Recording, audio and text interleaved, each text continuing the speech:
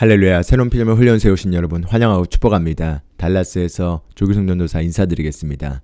오늘은 여러분과 함께 새로운 피조물 심화과정 믿음의 반석 시리즈의 5번째 시간인 성령 인도에 관한 주제로 함께 하나님의 말씀을 공부하는 시간을 갖도록 하겠습니다.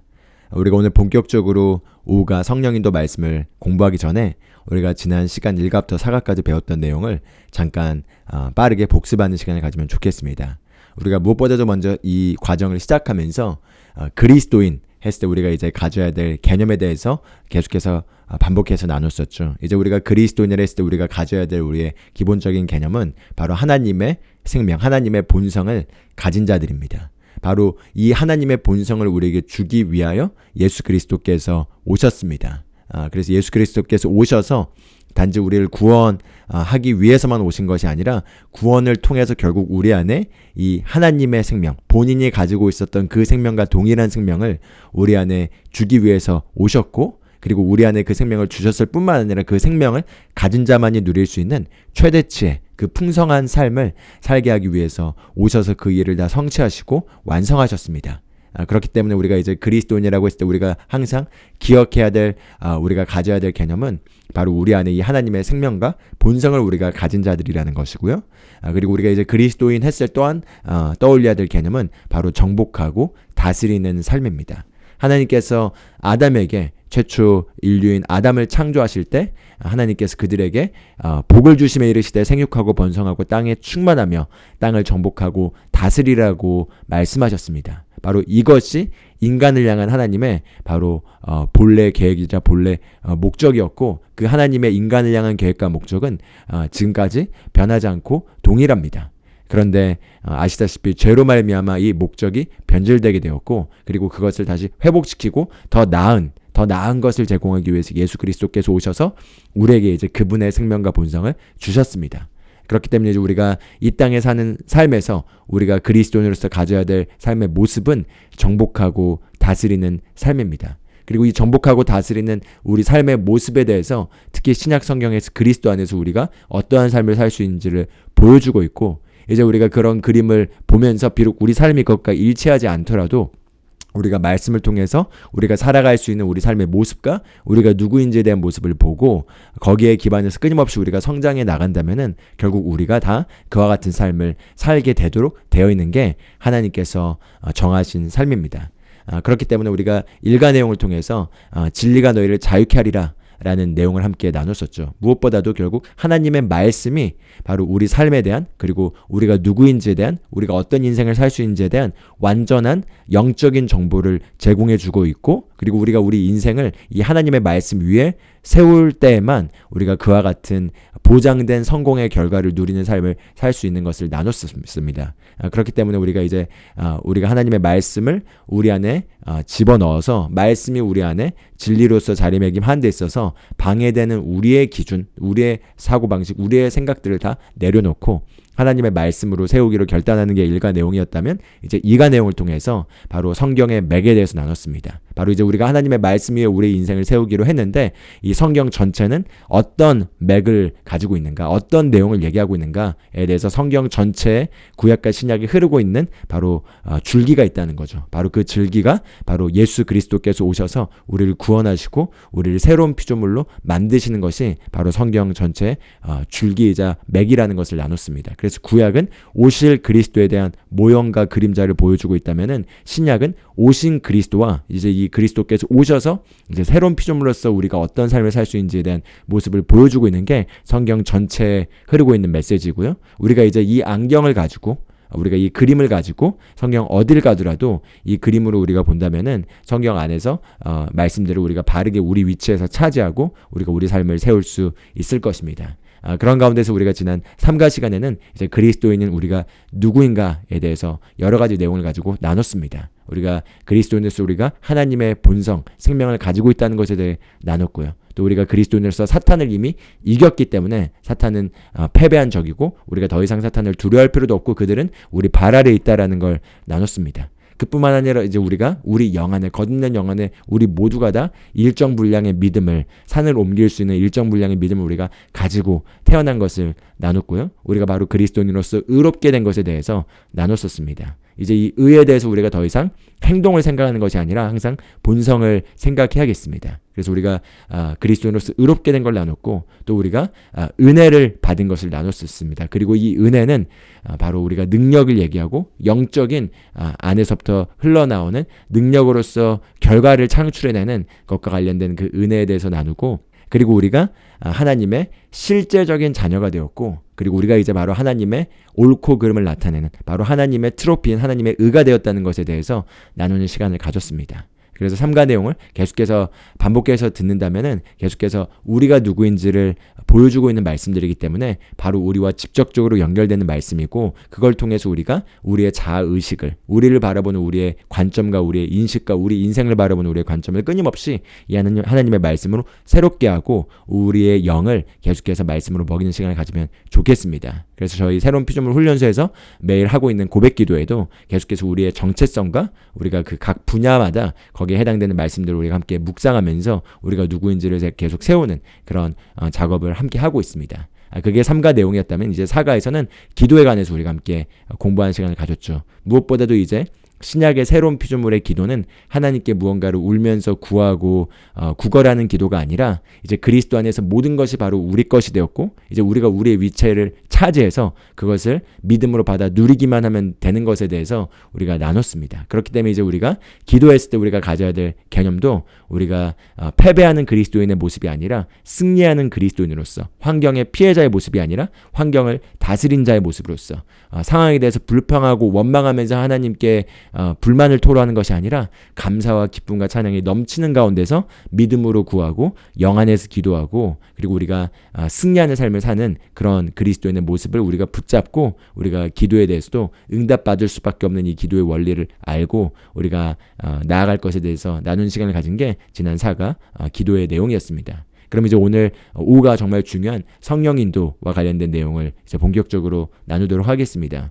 우리가 이제 성령 인도를 받는다고 했을 때 이 성령 인도를 받는다는 그 개념에 대해서 먼저 잠깐 나누길 원하고요. 그리고 나서 조금 더 구체적으로 어떻게 하면 성령 인도를 잘 받을 수 있는지에 대한 성령 인도의 열쇠 그리고 성령께서 우리를 인도하시는 방법들 그리고 우리가 어떤 것들을 주의해야 될지 이런 것들을 쭉 이어서 나누는 시간을 갖도록 하겠습니다.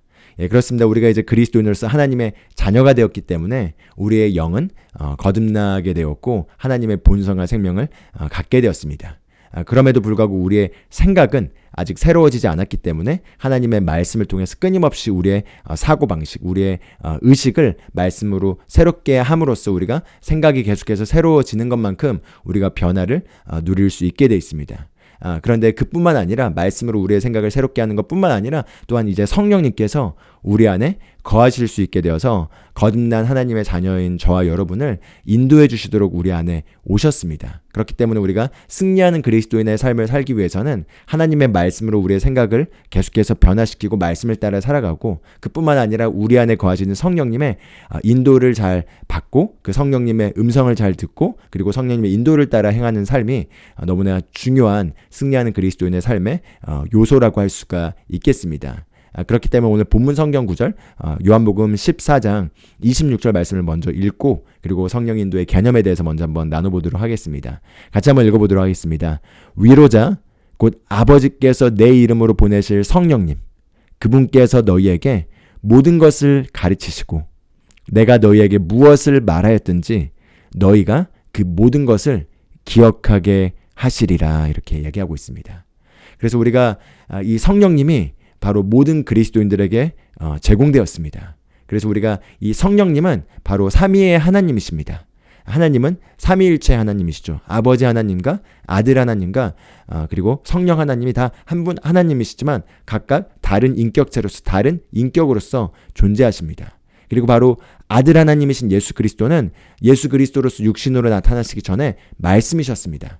태초에 말씀이 계시니 말씀이 곧 하나님과 함께 계셨고 그 말씀이 곧 하나님이셨다라고 사도 요한은 요한복음에서 선포하고 있죠. 그 말씀이신 하나님께서 육신을 입고 우리 가운데 거하신 분이 바로 예수 그리스도이십니다. 그리고 또 성령님은 하나님의 영이시며 이 땅에서 그 하나님의 일들을 수행하고 계시는 바로 하나님이십니다. 그렇기 때문에 사실은 성령님과 예수님과 그리고 아버지 하나님과 다 한 분 하나님이시지만 각각 다른 역할로서 우리 안에서 일하시는데요. 그런데 우리가 하나님을 정말 더 알기를 원한다면은 먼저 하나님을 분명하게 알기 위해서는 말씀을 알아야 합니다. 왜냐하면 바로 말씀이 하나님이시기 때문입니다. 그리고 성령 하나님도 이 말씀의 범주 안에서 우리를 인도하시지 결코 말씀과 어긋나서 우리를 인도하시지 않습니다. 그렇기 때문에 우리가 성령 인도를 받는다고 했을 때 먼저 가장 기본적으로 가져야 될 전제는 바로 하나님의 말씀이 하나님이시고 그 말씀을 통해서 바로 성령님께서 우리를 인도하신다는 걸 먼저 기본 전제로 우리가 이해하시면 좋을 것 같습니다. 그런데 바로 이 성령님께서 우리가 예수님을 믿고 거듭난 순간 이제 우리 안에 거주하시게 되고 그리고 주와 합한 자는 한 영이라고 얘기를 하고 있습니다. 그렇기 때문에 우리가 거듭나게 된 순간 주님과 우리가 합하게 되었고 그래서 성령님이 우리 영 안에 거하시면서 우리와 하나가 되었습니다. 그렇기 때문에 성령의 인도를 받는다는 건 조금 더 정확하게는 우리 안에 거주하시는 그 성령님께서 우리의 영을 통해서 우리를 인도하시는 것입니다. 그런데 여기서 이제 우리가 한 가지 알아야 될 개념이 무엇이냐면 바로 성령님이 우리 영 안에 거하시는데 그런데 그 성령님은 완전하시지만 우리의 영은 거듭났을 때 비록 우리가 하나님의 생명과 본성을 가지고 완전하게 거듭나서 모든 가능성을 가진 완벽한 영적 존재로 우리가 다시 새롭게 태어났지만 그러나 이 거듭난 영이 아직 자라나야 된다는 것입니다. 그렇기 때문에 이 거듭난 영이 자라나지 않는 상태에서 성령님께서 완전하시지만 우리의 영의 수준을 넘어서서 우리를 인도하실 수가 없습니다. 그렇기 때문에 성령님께서 가지고 계신 우리의 최고의 계획을 성령님께서 알고 계신다 하더라도 우리의 거듭난 영이 그것을 소화할 수 있는 수준이 아니라면은 그 소화할 수 없는 수준의 인도를 해주실 수가 없고 우리의 영의 수준의 제한을 받으면서 제한된 우리 영의 수준에서 우리가 받을 수 있는 인도의 최고를 해주시는 게 바로 성령 인도의 개념이라는 걸 먼저 분명하게 잡으시면 좋을 것 같습니다. 이렇게 이해를 해보시면 좋을 것 같습니다. 제 자녀가 지금 2명이 있고 첫째가 지금 이제 미국 나이로 만 나이로 이제 8살이 곧 되고요. 그리고 둘째가 4살인데요. 4살짜리인 제 아이에게 제가 어떤 조언을 해주고 어떤 인도를 해준다 하더라도 제가 줄 수 있는 이 아이를 향한 인도의 최고는 이 4살의 수준을 벗어날 수가 없습니다. 그렇죠? 그렇기 때문에 심지어 제 딸인 하임이가 8살인데 8살인 제 딸에게 해줄 수 있는 이야기나 어떤 그런 조언들을 제 아들에겐 해줄 수가 없습니다. 왜냐하면 아직 그 수준이 되지 않았기 때문에 이해할 수도 없고 실행할 수도 없는 것이죠. 마찬가지로 제 딸도 8살이기 때문에 만약에 나중에 제 딸이 청소년이 되거나 성인이 되었을 때 제가 나눌 수 있는 이야기나 해줄 수 있는 조언들을 지금 제 딸인 8살짜리 아이에게는 해줄 수가 없습니다. 그렇기 때문에 제가 제 딸과 대화를 하면서 조언해 줄 수 있는 최고의 조언은 그 아이의 수준에서 그 아이가 이해할 수 있는 최고의 그 한계 가운데서 제가 얘기해 줄 수 있는 거죠. 마찬가지로 성령님께서 우리를 인도하시는 것도 동일합니다. 우리가 영적으로 어느 수준에 있냐에 따라서 그 영적 수준을 벗어나지 못하고 성령님께서 인도를 해주십니다. 왜냐하면 만약에 우리를 향한 하나님의 최고의 계획이 A라 하더라도 만약에 우리의 영적 레벨이 지금 그것을 실행할 수 있는 능력에 해당되는 영적 레벨이 있지 않다면은 영적인 우리의 나이가 만약에 5살이라면은 성령님께서 최고를 향해 가지고 있는 우리를 향한 계획이 어떤 A라 하더라도 그 A를 할 수 있는 영적 나이는 10살이 되어야지 할 수 있다면은 5살인 저에게 성령님이 그 얘기를 하신다 하더라도 실행할 수가 없습니다. 이 개념을 이해하시면 좋을 것 같습니다. 그렇기 때문에 만약에 혹시 어떤 분이 성령 인도를 너무 잘 받고 계속 성령 인도를 받는다고 하는데 성령님의 음성을 듣고 환상을 보고 또 여러 가지 성령이 말씀하신 통로를 통해서 그걸 봤다고 하는데 만약에 삶에서 진보와 전진이 없다면은 그러면은 그것을 막상 그냥 막연히 부러워할 게 아닙니다. 무슨 말이냐면 우리가 영적으로 성장을 하면서 성장을 하는 게 먼저 기본적으로 전제되어야 된다는 거죠. 그리고 성령님의 인도는 우리의 성장한 그 나이에서 최고만을 항상 인도해 주신 것입니다. 그렇기 때문에 만약에 10살의 수준에 계속 머물러 있으면서 인도를 받으면은 10살의 수준에서만 그냥 계속 인도를 받는 것입니다. 그런데 만약에 10살에서 20살로 자라나게 된다면 20살에서 인도받게 되는 그 다른 차원의 인도가 있다는 거죠. 20살이 실행할 수 있고 행할 수 있는 그 수준에서 성령님께서 인도를 해주시게 됩니다. 그렇기 때문에 이 성령 인도와 관련해서 이제 여러 가지 방법적인 것도 우리가 배우고 또 성령 인도를 받기 위한 중요한 자질과 태도들도 나눌 것이지만, 그러나 그 모든 것을 나누기 전에 가장 먼저 성령 인도를 잘 받는 핵심은 바로 영적으로 성장하는 것입니다. 왜냐하면 영적으로 성장해야지만 우리가 더 온전한 인도를 받을 수 있고, 그리고 우리가 더 정말 성장해서 장성한 분량에 이르게 되면은 정말 하나님이 생각하신 것과 동일한 생각을 하게 되고, 모든 상황과 모든 환경 가운데 하나님이 보시는 대로, 예수님이 행하신 대로 우리가 행하는 그런 레벨로 우리가 기능하게 될 것입니다. 그렇기 때문에 우리가 먼저 성장을 해야 된다라는 걸 먼저 기본 개념을 가지면 좋으실 것 같고요. 그리고 성령님의 인도는 정확하게는 지금 내 거듭난 영의 수준에 따라서 내 영을 통해서 내가 들을 수 있는 수준 안에서 인도하신다. 이 개념을 먼저 잡으시면서 이제 하나하나씩 우리가 성령 인도 받는 것에 대해서 한번 말씀을 살펴보면 좋을 것 같습니다. 그럼 먼저 이제 첫 번째로 성령 인도를 잘 받기 위한 그런 열쇠를 같이 한번 나눠보도록 하겠습니다. 바로 첫 번째는 바로 성령님의 인도는 우리가 내어드리는 것만큼 우리가 인도를 받을 수 있다는 것입니다. 이 그림을 생각하시면 좋을 것 같습니다. 차에서 운전대는 바로 저와 여러분이 잡고 있고요. 성령님은 옆자리에서 우리에게 어디로 가라고 길을 안내하시는 분인데, 그런데 우리가 물어보지 않으면은 얘기하지 않으시고, 그리고 얘기하신다 하더라도 우리가 운전해서 그 길로 선택하고 가는 것이 바로 우리를 인도하시는 성령님의 인도의 그 개념을 잘 보여주는 그림이라고 여러분이 보시면 좋을 것 같습니다. 그렇기 때문에 우리가 물어보지 않으면은 성령님께서 우리의 의지를 존중하시기 때문에 우리의 의지를 무시하시면서 우리에게 자꾸 강권적으로 말씀하시고 우리의 방향을 틀어버리시고 이렇게 하시지 않습니다. 그렇기 때문에 우리가 맡기고 내어드리는 것만큼 성령님께서 말씀해 주시고 우리를 인도하신다는 거죠. 한번 잠언 3장 5절에서 7절 말씀을 같이 읽어보면 좋겠습니다. 내 마음을 다하여 주를 신뢰하고 내 자신의 명철을 의지하지 말지어다. 내 모든 길에서 그분을 인정하라. 그리하면 그분께서 내 행로들을 지도하시리라. 내 눈에 지혜롭게 되지 말지어다. 주를 두려워하며 악을 떠날지어다. 이렇게 얘기하고 있습니다. 특히 6절을 보면은 내 모든 길에서 그분을 인정하라. 우리 잘 익숙한 개역개정에서는 범사의 그분을 인정하라. 그러면 그가 너의 모든 길에서 너를 지도하시리라. 이렇게 얘기합니다. 결국 범사의 그분을 인정한다는 건 모든 일에서 내가 그분께 내어드리고 그분께 여쭤보면서 우리가 그분께 물어본다는 것입니다. 그런데 만약에 우리가 물어보지 않는다면, 그리고 우리가 들으려고 하지 않는다면은 성령님께서 우리를 인도해 주실 수 없는 거죠. 우리가 인간관계에서도 마찬가지입니다. 인간관계에서도 우리가 누군가에게 어떤 조언을 해주려고 하는데 그 사람이 자신이 옳다고 있는 걸 굳게 믿고 있고 들으려고 하고 있지 않고 물으려고 하고 있지 않는다면은 얘기를 해준다 하더라도 들어가지 않겠죠. 마찬가지로 성령님도 젠틀하신 분이시기 때문에 우리의 의지를 거슬려서 하지 않으시는 게 기본적인 원칙이십니다.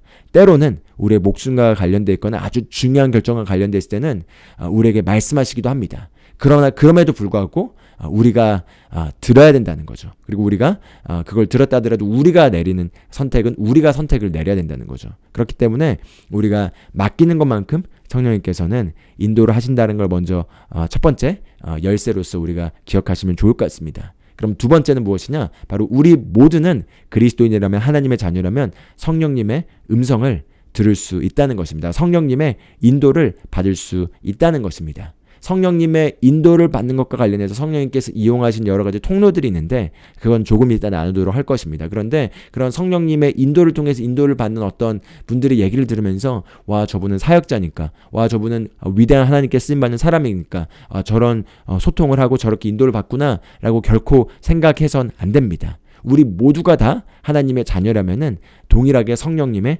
인도를 받을 수 있고 성령님의 음성을 들을 수 있습니다.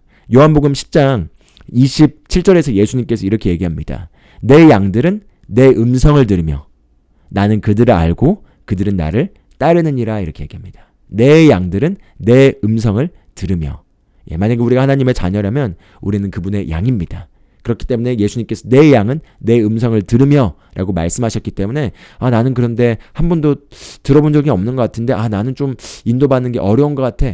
이게 다 무엇이죠? 감각의 정보들입니다. 그런데 우리가 이 믿음의 반석, 새로운 피조물 심화 과정 첫 번째 일과에서 하기로 한 게 무엇이죠? 무엇이든 내 기준으로 내 경험에 기반해서 하나님의 말씀을 판단하는 것이 아니라 하나님의 말씀 위에 나의 삶을 세우기로 결정한 거죠. 그럼 예를 들어 이런 말씀을 받습니다. 내 양들은 내 음성을 들으며. 그럼 내가 주님의 음성을 들으려고 해도 나는 잘 들어본 경험이 없고 내 배우자는 항상 잘 듣고 기도하면 뭔가를 듣고 잘하는데 나는 안 들려. 나는 잘 안 들리나 봐가 아니라 현상적으로는 그렇게 나타난다 하더라도 이제 우리 언어를 바꾸는 거죠. 주님 감사합니다. 나는 주님의 양이기 때문에 주님의 말씀을 따라 나는 주님의 음성을 듣습니다. 나는 주님의 양이기 때문에 내 양은 내 음성을 듣는다고 말씀하셨습니다. 그러므로 나는 주님의 음성을 잘 듣습니다. 나는 주님의 음성을 쉽게 들을 수 있고 그리고 나는 인도를 받습니다. 왜냐하면 나는 주님의 양이기 때문입니다. 이렇게 고백을 하는 것입니다. 이렇게 이런 말씀들을 볼 때마다 이런 말씀으로 우리의 경험들을 무시하고 이 말씀 위에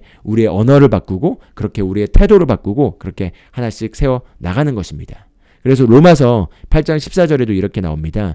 하나님의 영에 의해 인도받는 자들은 다 하나님의 아들들이니 이렇게 얘기하고 있습니다.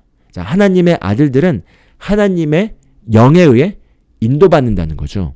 하나님의 영에 의해 인도받는 자들은 다 하나님의 아들들이라고 얘기하고 있습니다. 맞고 말하면 우리가 하나님의 자녀라면 우리는 다 하나님의 영의 인도를 받을 수 있고 받아야만 한다는 거죠. 사실 여기서 하나님의 아들들이라는 이 아들들이라는 단어가 우리가 지난 3가 시간에도 나눴지만 헬라어에서 이 아들들이라는 이 아들을 얘기하는 단어가 여러 단어가 있습니다. 그런데 여기에선 휘오스라는 단어가 적혀 있는데 이 휘오스라는 단어는 성숙한, 장성한, 자라난, 장성한 자녀를 얘기하는 게 바로 휘오스라는 단어입니다. 그렇기 때문에 바꿔서 말하면 이렇게 얘기할 수 있겠죠. 무릇 하나님의 영에 의해 인도함을 받는 자들은 다 성숙한 하나님의 아들들이라, 하나님의 성숙한 자녀들이라 이렇게 얘기할 수 있겠습니다. 즉 그리스도 안에서 성숙하게 자라난 자들의 공통적인 특징은 무엇이냐? 바로 하나님의 영에 의해 인도함을 받고 영에 의해 인도함을 받으며 살아간다는 것입니다. 그렇기 때문에 우리가 그리스도인으로서 승리하는 삶을 살기 위한 핵심적인 키는 하나님의 말씀을 통해서 우리가 이제 말씀으로 그림을 붙잡았다면은 그 다음에 붙잡은 그림 가운데서 우리의 일상의 삶을 살면서 우리 안에 거하시는 그 성령님의 인도를 받으면서 우리가 그 인도를 받고 인도에 순종하면서 살아가는 게 가장 핵심적인 승리하고 기적을 경험하면서 초자연적으로 승리하고 다스리는 삶을 사는 열쇠라고 할 수가 있겠습니다. 그렇기 때문에 우리 모두 우리가 영적으로 성장할 뿐만 아니라 성장하는 과정에서 지금 우리의 단계에서 계속해서 성령님의 인도를 받기를 갈망하면 좋겠습니다. 그럼 세 번째 성령 인도를 받는 열쇠는 무엇이냐? 바로 우리가 작은 것에서부터 인생의 중요한 것까지 모든 것에 대해서 우리가 인도를 받을 수 있다는 것입니다. 우리가 성령의 인도 받는 게 어떤 영적인 것, 말씀과 관련된 것, 어떤 사역적인 것, 아니면 정말 뭐 결혼이나 어떤 직장을 선택하거나 하는 어떤 중요한 것, 이런 것들은 우리가 하나님의 인도를 받기 위해서 이렇게 하나님께서 말씀해 주시고 하나님께서 인도해 주신다고 우리가 생각해 볼 수 있겠지만 그뿐만 아니라 우리 삶의 아주 작은 것에 대해서도 성령님께서 우리를 인도하실 수 있고 우리가 1번에서 나눴던 것처럼 첫 번째 나눴던 것처럼 우리가 맡기는 것만큼 그분께서 말씀해 주십니다. 그렇기 때문에 작은 것에 대해서도 그분께서 말씀해 주실 수 있다는 거죠. 예를 들어 내가 어떤 것을 받았고 그 받은 것에 대해서 내가 누군가에게 이걸 주고 싶다고 생각할 때도 누구에게 줘야 될지 성령님께 여쭤보면서 물어볼 수 있다는 거죠. 우리가 아주 작은 것에서부터 우리가 성령님께 여쭤보면서 그분의 인도가 무엇인지 우리가 여쭤보면서 그것들을 훈련해 볼 수 있습니다. 그리고 우리가 이렇게 작고 사소한 것에서부터 성령님의 인도를 받으면서 그 인도를 경험해야지 크고 중요한 것에 있어서도 우리가 인도를 받는 근육 감각이 개발되어 있기 때문에 더 잘 인도를 받을 수 있습니다. 그렇기 때문에 요한복음 14장 26절을 보면 이렇게 얘기합니다. 위로자 곧 아버지께서 내 이름으로 보내실 성령님 그분께서 너희에게 모든 것을 가르치시고 성령님께서 모든 것을 가르쳐 주신다는 거죠. 그렇기 때문에 성령님께서 모든 것을 가르쳐 줄 수 있습니다. 제가 이 말씀들을 이제 경험하고 나서 제가 대학교 때 대학생 때 시험 공부를 하면서 성령님이 모든 것을 가르쳐 주신다고 얘기했고 그 모든 것에는 너 학과 공부는 제외돼 있다라고 얘기하고 있지 않고 모든 것에는 이것도 포함되어 있기 때문에 제가 공부를 하면서 특히 시험 기간 때 공부해야 될 양이 많은 가운데서 방언으로 기도하면서 성령님께 어떤 부분에서 시험에 나올지에 대해서 여쭤보면서 그러면서 이제 성령님께서 제 안에 감동을 주시면서 이 부분을 조금 더 공부하면 좋겠다라는 그런 감동을 따라 공부를 하면은 그렇게 좀 파고들어서 공부했던 것들이 그대로 시험 문제로 나와서 비중이 높은 점수로 나와가지고 그것들을 그냥 이렇게 최고 점수로 맞게 되고 하는 것들을 학업에서 경험을 많이 했습니다. 그 학업에서 경험한 것뿐만 아니라 제가 직장을 구하거나 아니면은 배우자를 선택하는 그런 중요한 결정뿐만 아니라 사역뿐만 아니라 제 개인 삶에서 작고 사소한 것에서도 제가 성령님께 묻고 그리고 내어드리고 그분께서 이 모든 것들을 가르쳐 주실 수 있다라는 걸 기억하면서 여쭤봤을 때 항상 말씀해 주시고 그걸 통해서 더 좋은 최고의 결과들로 제가 인도받는 것들을 경험한 기억들이 있습니다. 그렇기 때문에 우리가 꼭 중요한 것뿐만 아니라 작고 사소한 것에도 우리가 자꾸 성령님께 여쭤보고 그리고 내어드리고 그리고 물어보는 훈련을 해보면 좋을 것 같습니다. 그럼 이제 네 번째로는 바로 우리의 계획이나 생각보다 바로 주님의 계획이나 생각이 훨씬 더 위대하다는 거 우리가 믿으셔야겠습니다. 왜냐하면 우리가 어떤 방향으로 생각하고 계획을 하고 있고 그게 우리가 최고라고 생각할 수 있지만 그러나 하나님께서 우리의 미래를 아시고 세상을 아시고 어떻게 돌아갈지 다 아시는 가운데서 그것보다 더 좋은 계획들을 가지고 계실 수가 있습니다. 그렇기 때문에 우리가 인도를 받는 거죠. 그런데 인도를 받았을 때 나오는 메시지가 내가 생각한 이 플랜과 이 계획과 다르다면은 그때 우리가 무엇을 선택해야 되냐? 바로 그분의 인도와 계획이 훨씬 더 위대하고 좋다라는 걸 우리가 그런 태도를 가져야지 우리가 또 그분에게 인도를 받을 수가 있고 그걸 또 선택할 수가 있을 것입니다. 그렇기 때문에 잠언 우리 3장 7절 아까 전에 읽었지만 이렇게 얘기합니다. 내 눈에 지혜롭게 되지 말지어다. 주를 두려워하며 악을 떠날지어다. 내 눈에 스스로 지혜롭게 여기지 말지어다. 바꿔 말하면 항상 내가 어떤 계획을 세우고 어떤 생각을 가지고 있다 하더라도 뒤로 한 발짝 물러서서 성령님이 어떤 계획을 가지고 계시고 어떤 생각을 가지고 계신지에 대해서 우리가 여쭤보고 거기에 대해서 기꺼이 듣고 거기에 대해서 우리가 선택하고 그게 더 좋은 것이란 걸 우리가 믿으려는 태도를 우리가 가져야 된다는 거죠. 그게 바로 네 번째 요소라고 할 수가 있겠습니다. 그럼 다섯 번째로 또 성령 인도를 위한 열쇠는 무엇이냐? 바로 성령님은 우리 안에서부터 우리의 영을 통해서 우리에게 인도를 하신다는 것입니다. 바꿔 말하면 성령님께서 외적인 요소로 우리를 기본적으로 인도하시는 것이 아니라 바로 우리의 내적으로 인도를 하신다는 것입니다. 그래서 이 부분이 사실 많은 그리스도인들이 놓치고 있고 이 분야에 대해서 성령 인도의 그런 정확한 말씀으로 가르침을 받지 못하게 되면은 여전히 여기에서 걸려서 구약적 사고방식으로 접근을 하고 있습니다.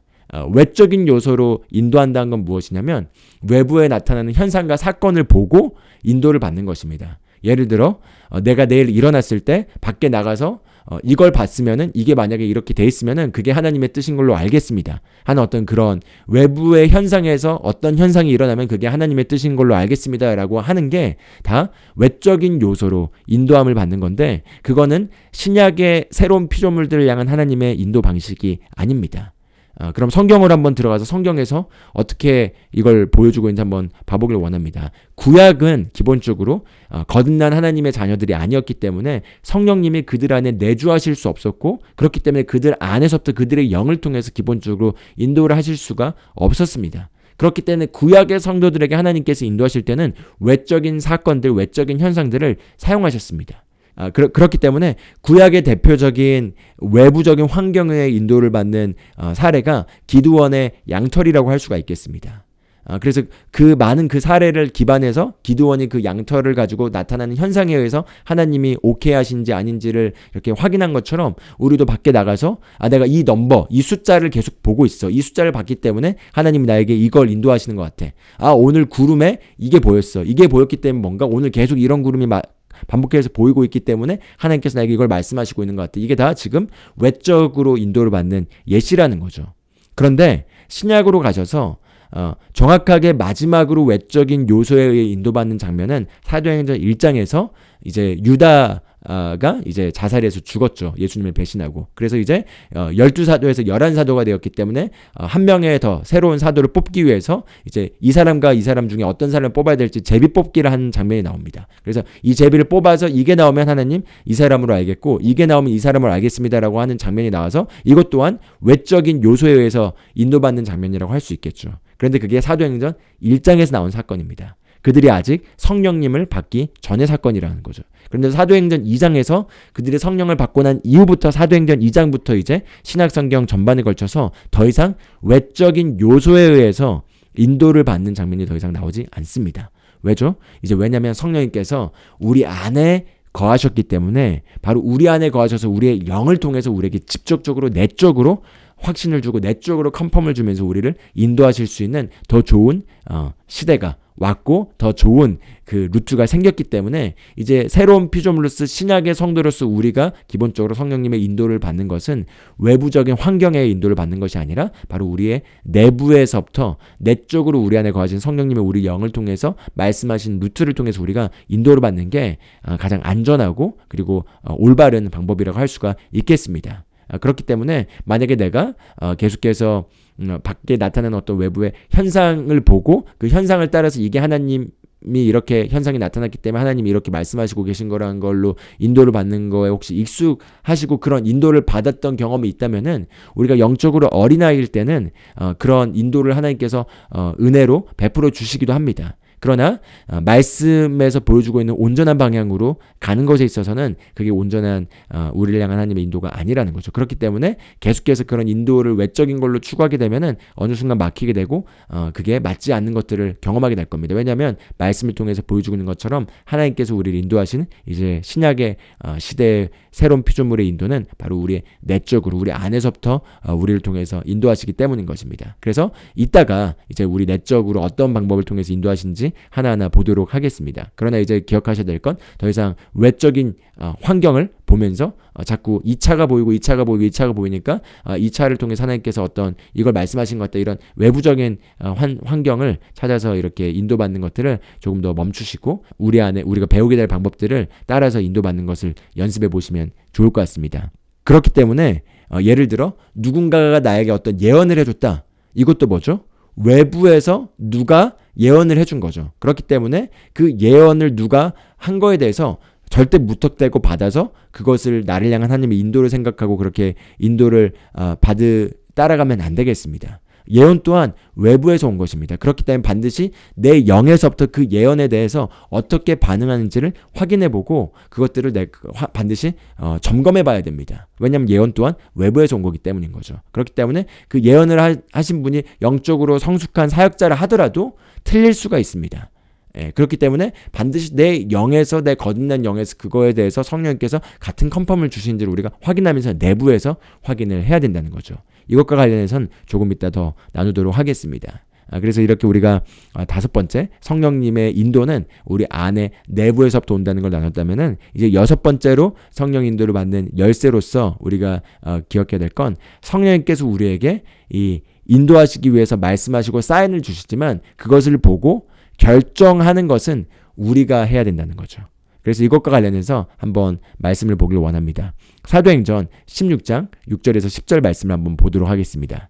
6절부터 보겠습니다. 이제 그들이 사도 바울 일행을 얘기하고 있습니다. 이제 그들이 부르기아와 갈라디아와 지방을 두루 다닌 뒤에 성령님께서 그들에게 아시아에서 말씀을 선포하지 못하게 하시더라. 그들이 무시아에 이른 뒤에 비두니아로 들어가려고 애쓰되 성령께서 그들을 허락하지 아니하시므로 그들이 무시아를 지나 드로아로 내려갔더라. 밤에 환상이 바울에게 나타났는데 마케도니아 사람 하나가 서서 그에게 간구하여 이르되 마케도니아로 건너와서 우리를 도우라 하거늘 바울이 그 환상을 본 뒤에 주께서 그들에게 복음을 선포하라고 우리를 부르신 줄로 확신하였으므로 우리가 즉시 마케도니아로 들어가려고 힘쓰니라 이렇게 나왔습니다. 그래서 10절을 보시면은 이제 바울이 환상을 봤죠. 그리고 환상을 본 뒤에 분명히 주님께서 환상을 통해서 마케도니아 사람이 와서 우리를 도우라고 하는 걸 보면서 바로 마케도니아로 하나님께서 지금 우리를 인도하시는구나라는 것을 환상을 통해 봤습니다. 그래서 바울이 우리를 그 마케도니아로 부르신 줄로 확신함으로 우리가 즉시 마케도니아로 들어가려고 힘쓰니라 라고 나와 있습니다. 즉 하나님께서 이렇게 마케도니아로 가라고 사인을 주시지만 그 사인을 보고 내가 결정하고 그리고 내가 믿음으로 그 방향을 향해 나아가도록 결정하는 것은 바로 우리가 하는 거라는 거죠. 아까 운전대 얘기를 나눴지만 성령님께서 말씀을 해주셨을 때 내비게이션에서 어떤 방향으로 가라고 얘기했을 때 그걸 보고 내가 그 방향대로 가는 건 내가 하는 것입니다. 직진하다가 내비게이션이 좌회전하라고 하면 좌회전하는 걸 보고 내가 좌회전을 해야 된다는 거죠. 바로 그게 성령님의 인도를 받는 그 방식의 어떤 기본적인 개념, 열쇠라고 보시면 좋을 것 같습니다. 그리고 이제 7번째는 그렇게 이제 결정을 했다면은 결정하고 나가는 것에 있어서는 믿음을 발휘해서 믿음으로 나가야 합니다. 왜냐면은 결정하고 성령 인도를 받아서 나갔다고 해서 모든 것이 평탄하고 순탄하기만 하는 것은 아닙니다. 하나님께서 때로 우리를 훈련시키기 위해서 훈련의 어떤 암초들이 있게 되는 경우도 있고요. 또는 여러 가지 도전과 장벽들이 있을 수가 있습니다. 일례로 마게도니아로 가라는 하나님의 음성을 듣고 바울이 마게도니아로 갔습니다. 그래서 이제 마게도니아 안에 있는 그 도시인 빌립보라는 도시에 갔는데 거기에서 어떤 일이 일어났죠? 바울을 모함하여서 그래서 바울이 신라와 함께 감옥에 갇히게 되는 장면이 나옵니다. 두드려 맞고 감옥에 갇히게 됩니다. 그러면 이런 생각을 할 수 있겠죠. 만약에 우리가 그런 개념을 가지고 있지 않다면 주님의 음성을 듣고 우리가 마게도니아로 갔는데 왜 이런 일이 일어났습니까? 우리가 지금 감옥에 갇혔고 우리가 맞았고 그래서 지금 우리가 힘듭니다. 이렇게 생각할 수 있겠죠. 그런데 바울은 그러지 않았습니다. 분명하게 하나님께서 그곳으로 인도하신 걸 알았기 때문에 가서 하나님께서 예비하신 여러 가지 계획들이 있었고 그 계획 가운데 감옥에 갇히는 것도 계획의 일부였습니다. 왜냐하면 그 계획의 일부로서 감옥에서 결국 초자연적인 역사를 경험하고 간수에게 복음을 전하면서 그 간수 가족 전체가 복음을 듣고 구원받게 되는 것이 하나님께서 예비하신 길이었던 거죠. 그렇기 때문에 우리가 어떤 인도를 받고 나가는 것에 있어서 인도를 받고 나갔다 하더라도 여러 가지 장벽들이나 도전들이 있을 수가 있습니다. 이것은 내가 인도받지 않고 내가 어리석은 선택을 함으로 말미암아 만나게 되는 여러 가지 어려움을 마주하는 것과는 조금 다릅니다. 그렇기 때문에 우리가 성령의 인도를 받아서 우리가 결정을 내렸다면은 우리가 인도를 받지 않고 우리 스스로가 어리석은 결정을 내려서 맞이하게 되는 잘못된 씨앗을 뿌려서 먹게 되는 열매를 먹는 그런 것들은 아니겠지만 그럼에도 불구하고 우리가 성령 인도를 받고 어떤 일들을 나아갈 때 도전들이 있다는 거죠. 그렇기 때문에 우리가 인도를 받고 나가기로 결정했다면은 그러면 이제 믿음을 가지고 계속해서 결정한 대로 나아가야 한다는 것입니다. 그리고 그렇게 이제 우리가 믿음으로 나아간다면은 8번째로는 이제 성령 우리가 인도를 받을 때 내용뿐만 아니라 그 내용과 연관해서 방법과 시기까지도 우리가 다 온전하게 인도를 받아야 하겠습니다. 우리가 많은 경우 성령 인도를 받을 때 또 놓치는 것은 우리가 급하게 하려고 하다 보니까 어떤 내용에 대해서 성령님께서 말씀하셨는데 시기가 아직 아닌데 그 시기를 무시해버리고 그냥 우리가 해버리는 거죠. 또는 이 방법까지도 성령님께서 얘기해 주셔야 되는데 방법은 듣지 않고 방법은 내가 내 방식대로 해버리는 거죠. 그러면은 우리가 온전한 인도를 받았다고 할 수가 없겠고 그래서 성령님의 온전한 인도로서 누릴 수 있는 좋은 결과들을 우리가 놓칠 수가 있습니다. 일례로 재밌는 예시를 하나 드려드리기 원합니다. 하나님께 헌신한 사역자가 있었습니다. 그래서 성령의 인도를 받기 위해서 기도를 하고 있었던 거죠. 근데 기도를 하고 있는데 음성이 들렸던 것입니다. 차이나라는 음성이 들렸습니다. 그래서 바로 차이나라는 음성을 듣고 중국으로 하나님께서 나를 선교하도록 보내셨구나라고 믿고 이제 아내와 가족과 함께 다 물건을 처분하고 중국으로 가서 거기서 선교를 한 겁니다. 근데 선교를 했는데 선교하는 내내 아무것도 되는 것도 없고 실패하고 그냥 모든 게 그냥 만신창이가 된 가운데서 실패한 가운데 돌아왔습니다. 돌아와서 주님께 울면서 얘기하는 거죠. 주님의 인도를 받고 내가 차이나로 갔는데 왜 결과가 이렇습니까? 라고 주님께 이제 여쭤보니까 주님께서 내가 너에게 차이나를 얘기한 건 차이나란 단어가 중국도 차이나지만 도자기도 차이나죠. 근데 너의 아내에게 좋은 차이나를 사주라고 내가 얘기하려고 했는데 너가 마저 듣지 않고 가버렸어. 이렇게 주님께서 얘기하셨다고 합니다. 물론 이게 진짜 있는 이야기인지는 모르겠지만 이게 약간 극단적으로 우리가 만약에 조급하게 움직일 경우 끝까지 듣지 않고 움직일 경우 나타나는 그런 극단적인 예시라고 할 수가 있겠습니다. 그렇기 때문에 우리가 성령의 인도를 받을 때는 우리가 조금 더 천천히 여유를 가지고 내용뿐만 아니라 그 내용과 그 내용을 수행하는 방법과 그리고 시기까지도 우리가 다 인도를 받도록 우리가 내어드릴 때 성령께서는 어떤 방식으로 해야 될지 또 어느 때에 해야 될지 시기까지도 알려주시고 알려주실 것입니다. 그렇기 때문에 우리가 내용, 방법, 시기까지 우리가 여쭤봐야 된다는 거죠. 그리고 이제 마지막으로 9번째는 우리가 성령 인도를 받고 나가는 것에 있어서 끝까지 주의하여서 따라야 된다는 것입니다. 끝까지 주의하여 따른다는 건 무엇이냐? 성령님께서 처음에는 A라는 걸 말씀하실 수가 있습니다. 그래서 A라는 걸 우리가 듣고 갔는데 A라는 지점에 갔을 때 계속 A로 진행하라고 하는 게 아니라 이제 A가 아니라 B를 얘기하시거나 C를 얘기하실 수도 있다는 것입니다. 그러면은 성령님께서 계속해서 말씀하시면서 ongoing으로 지속해서 우리에게 계속해서 어떤 걸 인도해 주는데 우리가 끝까지 주의하여 따르지 않고 처음 들은 것만 그냥 기억하면서 고집하면서 더 묻지 않고 하다 보면은 길이 막힐 수가 있다는 거죠. 그렇기 때문에 우리가 성령님께서는 때로는 우리를 인도하시기 위해서 C가 종착역인데 C를 한 번에 얘기하지 않고 A, A-1, A-2 그러다 B, B-1, B-2 그러다가 C로 우리를 이렇게 인도하실 수 있다는 거죠. 왜냐하면 C로 우리가 바로 갈 준비가 안 돼 있을 수가 있기 때문이기도 합니다. 그렇기 때문에 왜 성령님 갑자기 결과를 이렇게 확 바꾸시지? 이렇게 우리가 질문할 필요도 없습니다. 그냥 그분의 길은 항상 좋은 길이라는 걸 믿고 항상 내어드리고 끝까지 주의하면서 따르는 것입니다. 예를 들어 저희 부부 같은 경우도 약 5년 전에 이제 한국에서 사역을 하고 있다가 미국에서 어떤 한 사역 단체로부터 우리가 사역을 훈련받도록 하나님께서 우리를 미국으로 부르고 계신다라고 저희 부부 모두가 인도를 받았습니다. 그래서 우리가 그 당시 저희 부부가 미국에서 그 사역자분에게 사역의 어떤 훈련을 받고 사역의 인도를 받는 그림을 가지면서 우리가 미국에 왔는데 미국에 와서 시간이 조금 지나서 우리가 계속해서 그 사역에 머물러서 그 사역의 밑에서 배우는 것이 아니라 따로 거기에서 나와서 저희가 이제 하나님께서 저에게 맡기신 사역을 하도록 인도하신다는 걸 저희 모두 알게 됐습니다. 그렇기 때문에 그 당시에는 하나님께서 저희를 한국에서 미국으로 부르시기 위해서 그분의 사역, 그 사역자분과 그 사역을 이용하셔서 우리를 처음에는 그 사역에 배우도록 우리를 인도하셨는데 그 다음엔 하나님께서 이제 다른 길로 우리를 또 인도하시면서 결국에는 하나님께서 저희에게 하시고자 하는 궁극적인 방향과 계획을 위해서 저희를 계속해서 변경하시면서 인도하신다는 거죠. 그렇기 때문에 끝까지 우리가 주의하면서 성령님의 인도를 따르는 것이 우리가 성령 인도를 잘 받기 위한 그런 또 열쇠라고 할 수가 있겠습니다.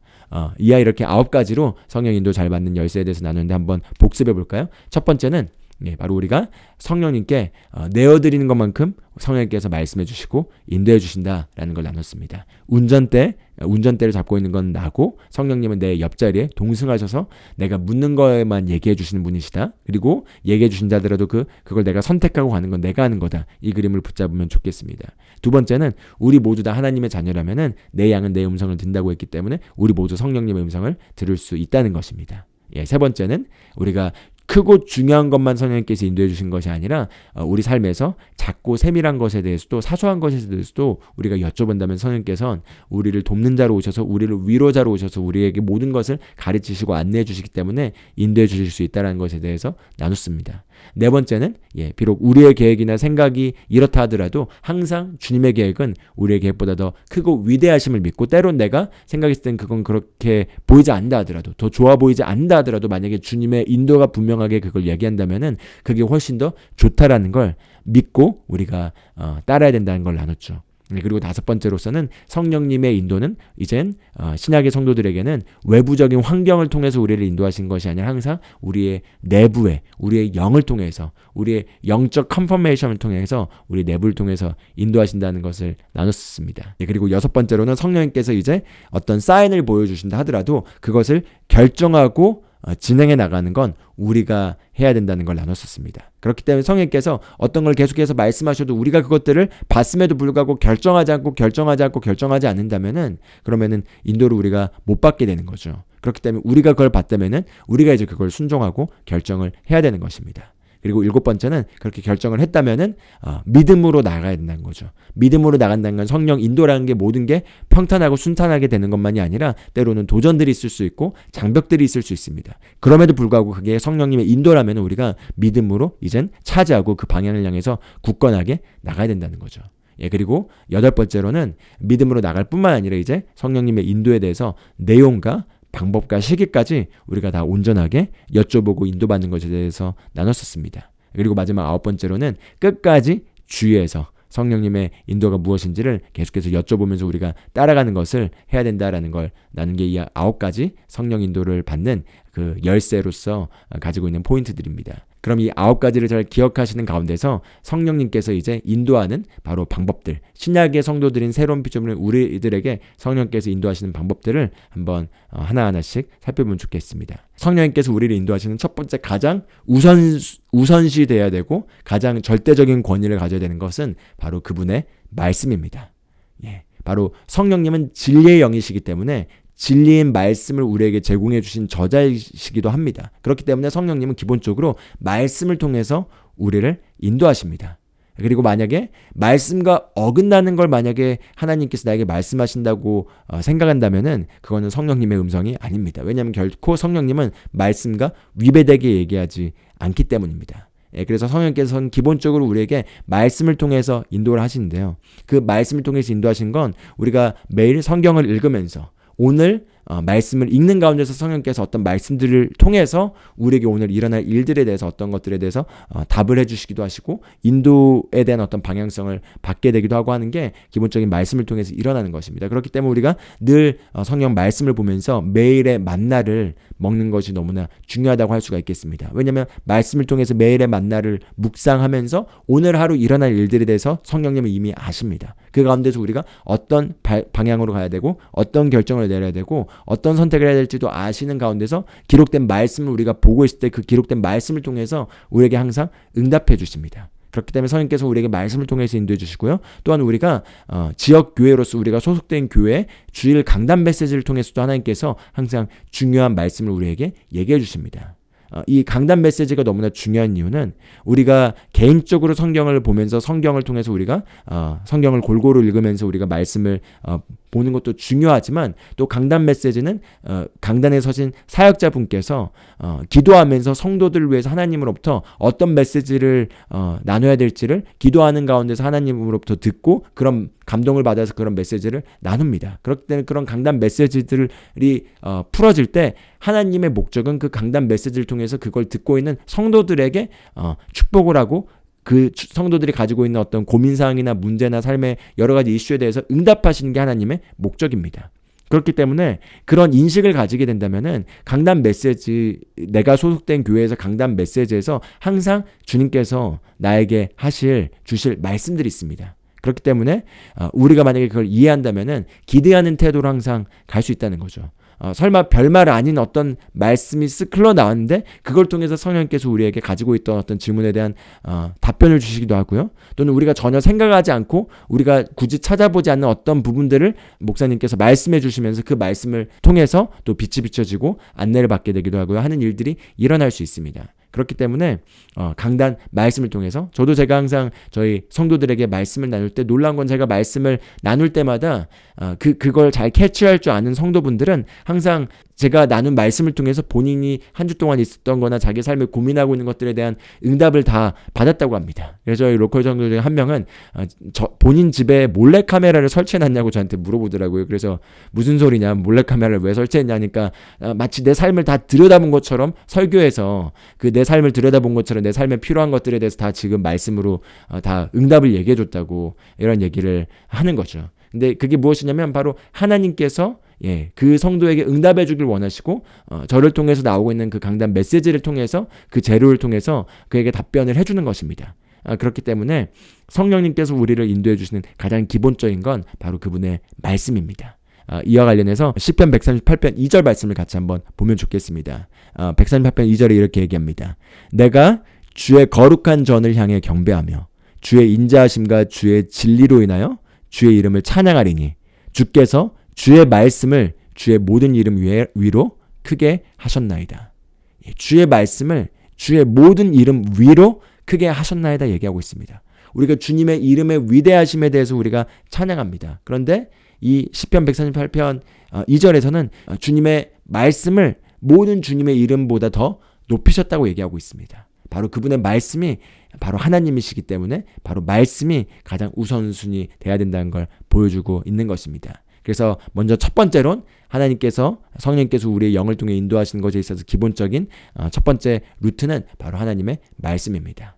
그럼 두 번째는 무엇이냐? 바로 영적 직관입니다. 바로 영적 직감이라고 할 수 있는데요. 영적 직감은 무엇이냐?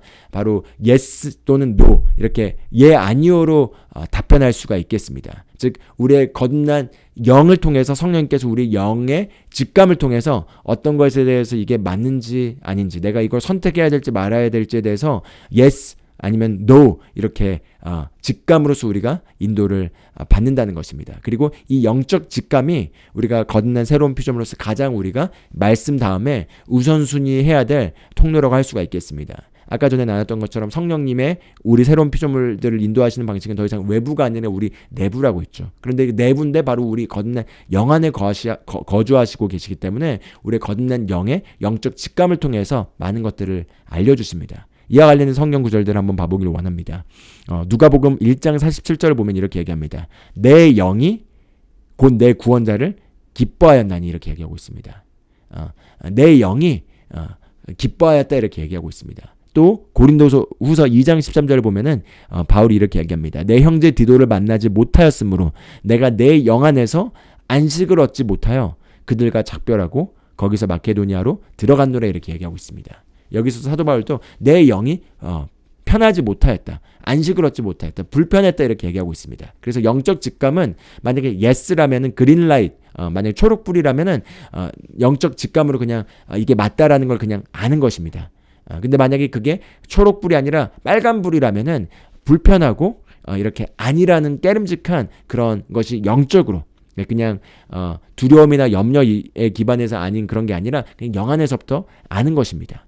그래서 케네스 세긴 목사님이 참 믿음의 사도이시고 영적으로 굉장히 장성하신 분이신데 그분 또한 그분의 책 하나님의 영으로 인도받는 것에서 영적 직감을 얘기하실 때 본인 같은 경우도 본인 삶에서 가장 중요한 모든 결정들은 어떤 환상이나 예언이나 다른 것들이 아니라 바로 이 영적 직감을 통해서 항상 인도를 받으셨다고 얘기를 하고 이 영적 직감이 거듭난 그리스도인으로서 우리가 성령 인도를 받는 데 있어서 가장 중요한 첫 번째 통로 말씀이란 건 전제에 두고요. 그 다음에 첫 번째 통로라는 걸 얘기하십니다. 본인이 건물을 레마 그 건물을 얻게 되는 것도 그렇고 아주 중요한 결정과 관련해서는 항상 본인의 영적 직감으로서 예스인지 아니오인지 알 수 있다라는 거죠. 그래서 만약에 레드 사인인 경우에는 이런 표현을 하셨습니다. 마치 양말을 신고 샤워하는 기분이다 이렇게 얘기하십니다. 그게 어떤 느낌인지 한번 느껴보실 수 있을 것 같습니다. 만약에 양말을 신고 샤워를 하루 들어간다 얼마나 이상하고 찝찝할까요? 예, 그렇죠. 바로 만약에 영적 직감에서 그게 아니라면은 마치 양말 신고 샤워하는 기분처럼 그렇게 그냥 불편하고 아니란 걸 영적으로 여기서부터 알 수 있는 것입니다. 그렇기 때문에 우리가 방언으로 기도하면서 우리의 거듭난 영을 계속해서 훈련하고 개발하고 영을 강화시키게 되면은 이제 영적 감각이 생겨나게 되면서 그 영적으로 이게 편한지 아니면은 불편한지를 우리가 알 수 있습니다. 그리고 그걸 가지고 이제 우리가 어떤 결정을 내릴 때 이걸 하는 게 맞는가 아닌가 했을 때 내 영적 직감이 어떤지 그게 편한지 불편한지를 확인해 보는 것입니다. 그래서 이것을 영적 직감을 우리가 훈련을 하면서 우리가 어떤 결정을 내릴 때 계속해서 이 영적 직감을 통해서 예스인지 아니면 그게 노인지를 계속해서 확인해보는 훈련을 할 수가 있겠습니다. 저 같은 경우도 제가 심지어 전도라로 나갈 때도 제가 영적 직감을 많이 활용합니다. 그래서 전도라로 나갈 때 처음엔 하나님께서 저를 훈련하실 때 그냥 모든 사람에게 복음을 전하도록 저를 훈련하셨습니다. 그래서 그냥 누구인지에 대해서 그냥 인도받는 게 없이 그냥 모두에게 가서 그냥 복음을 전하도록 훈련을 하면서 그 누구를 만나더라도 문신이 아무리 많거나 아무리 사탄을 숭배하는 사람처럼 생겼거나 아니면은 아무리 무섭게 생긴 사람이라 하더라도 더 이상 이제 제가 그 사람들에게 다가가서 말을 걸고 복음을 전하는 데 있어서는 더 이상 이제 제가 두려움이 없고 거리낌이 없는 이제 위치에 제가 오게 되었는데 그리고 난 다음부터는 이젠 제가 더 영적 직감을 통해서 이제 이 사람에게 가야 될지 말아야 될지를 체크해 보는 거죠. 그 전에는 영적 직감의 인도를 받을 수가 없었습니다. 왜냐하면 육신적으로 그 사람들의 보여지는 모습에 따라서 제가 스스로 그냥 생각하면서 주저하고 있었기 때문에 그거 자체는 영적 직감이 아니라 그냥 육신의 그냥 두려움인 거죠. 그래서 그것들이 이제 다 깨고 나서 이제 훈련이 되니까 이제 누구에게도 두려움이 없는 상태로 제가 말을 할 수 있는 위치에 있게 되니 이제 영적 직감으로 인도받는 것이 더 쉬워지는 거죠. 그래서 제가 항상 전도를 나가면은 영적 직감에서 아직 내가 만나야 될 사람을 아직 못 만났다라는 항상 그 느낌이 있습니다. 그러면은 제가 계속해서 성령님께 여쭤보면서 누구일까요 하면서 이렇게 가다 보면은 반드시 항상 어떤 사람을 만나게 되고 그 사람이 오늘 꼭 만나서 복음을 듣고 또 구원을 받게 되거나 정말 치유를 경험하게 되거나 아니면 영적으로 그냥 정말 그 사람의 갈급함의 문제가 해결되게 되거나 하는 그런 사람을 반드시 꼭 만나게 됩니다. 재밌는 건 그 사람을 만나기 전까지 제가 집으로 다시 돌아가려고 할 때 아니야 아직 오늘 해야 될 일을 마치지 못했어 라는 어떤 영적 개운하지 못함이 있다는 거죠. 그런데 항상 그럴 때 조금 더 제가 밀고 나가서 더 사람들을 두드려 보면은 그런 사람들을 만나게 되고 그럼 제 영이 딱 압니다. 이 사람이구나. 이 사람이 오늘 내가 만나야 될 사람이구나. 그러면서 영적 직감에 그린라이트이 들어오는 거죠. 그래서 이게 뭐 예를 들어 집을 사거나 차를 사거나 아니면 중요한 걸 하거나 할 때도 항상 이 영적 직감을 사용해 보시고 이걸 통해서 예스인지 아니오인지를 항상 확인해 보는 훈련을 해보시면서 이 영적 직감으로 인도받는 것을 우리 새로운 피조물로서 우리가 가장 우선순위해야 될 첫 번째 통로로 삼으시면 좋을 것 같습니다. 그럼 이제 세 번째로 우리가 또 성령께서 우리를 인도하시는 통로는 바로 우리의 거듭난 영의 소리입니다. 양심의 소리라고 할 수도 있겠고요. 이 거듭난 영의 소리는 영적 직감과 거의 비슷하지만 그 영적 직감은 단지 그게 예스인지 아니오인지만 우리가 확인하는 거라면은 이 영의 소리는 조금 더 음성으로서 우리에게 들려오는 소리입니다. 그래서 예를 들어 기도를 하시다가 거듭난 영에서부터 그냥 이런 음성이 들리는 거죠. 아니야, 넌 잘하고 있어. 후회하지 마. 그걸 바라보지 마. 하나님께서 모든 것들을 다 일하고 계시기 때문에 말씀에 초점을 맞춰. 라는 것부터 시작해서 힘을 내. 너는 할 수 있어. 넌 이미 이긴 자야. 라는 음성이 들을 수도 있고요. 또는 그런 말씀들을 떠올려주면서 그 말씀들과 함께 말씀의 방향 안에서 그런 영의 소리가 계속 얘기를 해주는 겁니다. 두려워하지 마. 넌 지금 두려움에 지금 기반에 사고 있는데 그건 너의 지금 가야 될 바른 루트가 아니야. 너는 지금 사랑 안에 뿌리를 내리고 믿음 안에서 걸을 수 있어. 이런 소리들 들릴 수도 있겠죠. 저 같은 경우도 제 안에 영의 소리가 자주 저에게 얘기를 해줍니다. 제 영의 소리로부터 부드럽게 말씀들 통해서 저에게 저를 점검해주고 저를 교정해주고 하는 그런 소리를 통해서 우리 거듭난 영의 소리를 통해서도 우리가 주님의 인도를 받을 수 있는 하나의 통로라고 할 수가 있겠습니다.